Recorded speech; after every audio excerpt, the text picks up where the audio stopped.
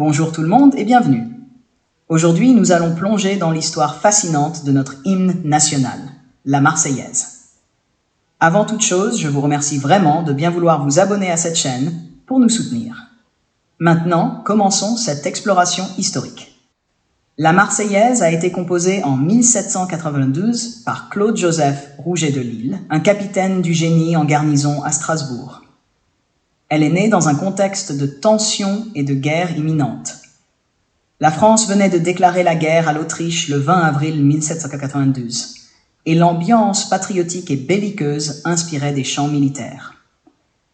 Rouget de Lisle a écrit les paroles et la musique de ce chant, initialement intitulé « Chant de guerre pour l'armée du Rhin ». Il l'a composé dans la nuit du 25 au 26 avril 1792 chez le maire de Strasbourg, le baron de Dietrich. La première interprétation publique a lieu chez ce dernier, rassemblant les notables de la ville. Le chant a rapidement gagné en popularité.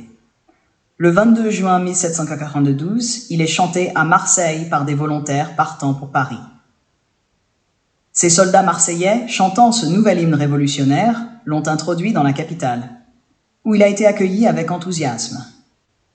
C'est ainsi que le chant de guerre pour l'armée du Rhin est devenu connu sous le nom de la Marseillaise. La Marseillaise a été adoptée comme chant de ralliement par les révolutionnaires. Son caractère martial et ses paroles appelant à lutter contre la tyrannie et l'invasion en faisaient un symbole puissant de la Révolution française. Elle a été déclarée chant national par la Convention le 14 juillet 1795.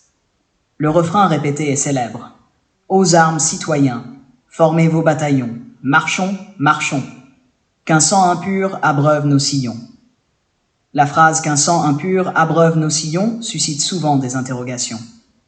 Le sang impur dans ce contexte ne fait pas référence à une quelconque notion de pureté raciale ou ethnique, mais plutôt à celui des ennemis de la Révolution française.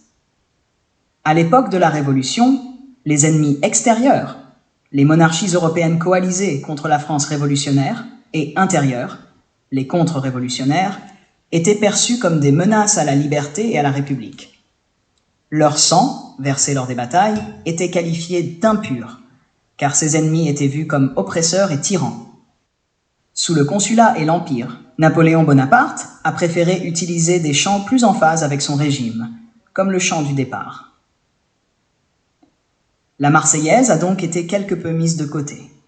Elle a même été interdite sous la Restauration, 1814-1830, période de retour à la monarchie.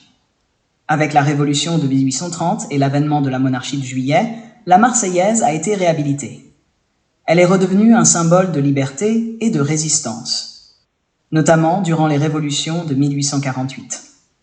En 1869, sous la Troisième République, elle a été réadoptée comme hymne national officiel de la France.